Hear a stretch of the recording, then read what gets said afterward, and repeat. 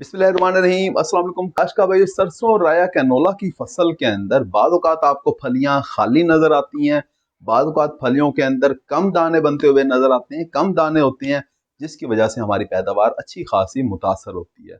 काश वो इस सरसों और राया कैनोला की फसल के अंदर फलियों के अंदर आप किस तरह से दानों की तादाद में इजाफा कर सकते हैं, इसके बारे में आज हम बात कर रहे होंगे। अगर आपने हमारे चैनल सब्सक्राइब नहीं किया, चैनल को फौरन सब्सक्राइब कर दें, साथ में बेल के बटन को दबा दें ताकि फसलों के मुतालिक हम जितनी वीडियो बना रहे होते हैं वो आपको बर वक्त मिल सके। काश को फसलों के अंदर पोलिनेशन एक ऐसा अमल है जिसके नतीजे में दाने बनते हैं, यानी नर और मादा हिस्से फसलों के अंदर, तमाम फसलों के अंदर नर और मादा हिस्से आपस में मिलते हैं और दाने बन रहे होते हैं। अगर ये पोलिनेशन का अमल सही तरीके से मुकम्मल ना हो तो दाने कम बनते हैं, अगर ज्यादा मुतासर हो जाए तो दाने नहीं बनते।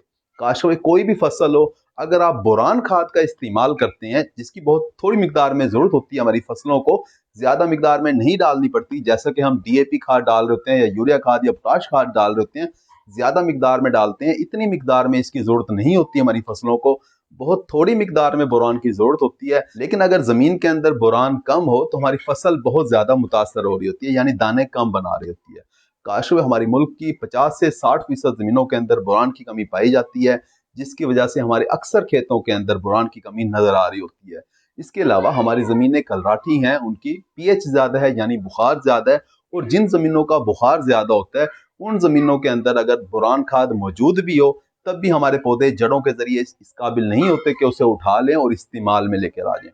काश इसके अलावा हमारी बहुत सी जमीनें जहाँ राया कैनोला फसल लग रही होती है, काश्त हो रही होती है, वो रेतली जमीनें भी होती हैं, जैसे कि चोलिस्तान की जमीनें या सिंध की जमीनें जो कि रेतली हैं, वहां भी राया कैनोला की फसल काश्त हो रही होती है, और काश को रेतली जमीनों के अंदर बोरान की कमी पाई जा रही होती है। काश को इसके अलावा ऐसी जमीनें जिनके अंदर नामियाती मादा की कमी हो, उनके अंदर भी बोरान की कमी पाई जा रही होती है, और हमारी तमाम जमीनों के अंदर ही नामियाती मादा की कमी पाई जाती है।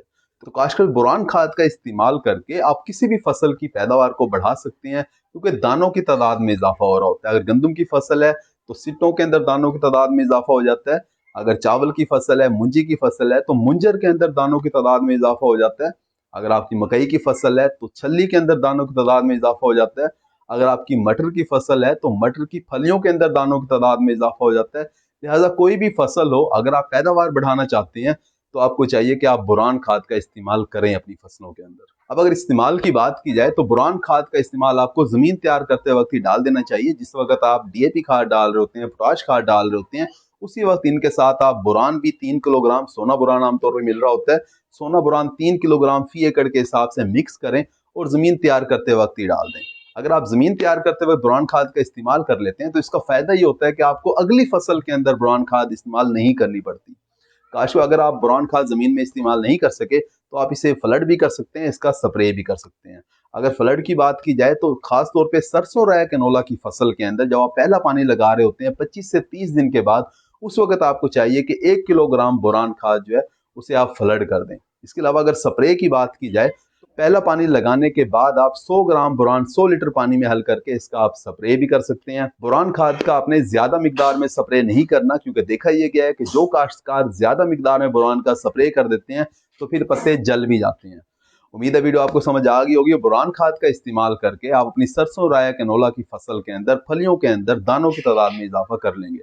अपना ख्याल रखिएगा। अल्लाह हाफिज।